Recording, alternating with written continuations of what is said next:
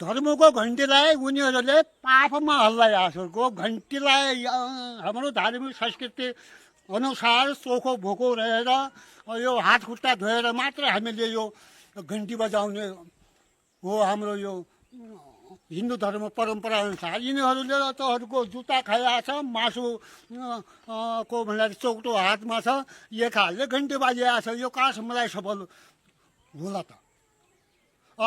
यो मैले देखेको हो यिनीहरूको नाश हुने बाटो मात्र हो। नासुने बाटो नासुने बाटो हो यिनीहरूको। अरू यिनीहरूको हातले न त देश चल्छ न यिनीहरू बाइचान्स ल यिनीहरू विजय त होलान्। खराब मान्छेको विजय कहिले पनि हुन्छ, एकचोटिलाई हुन्छ।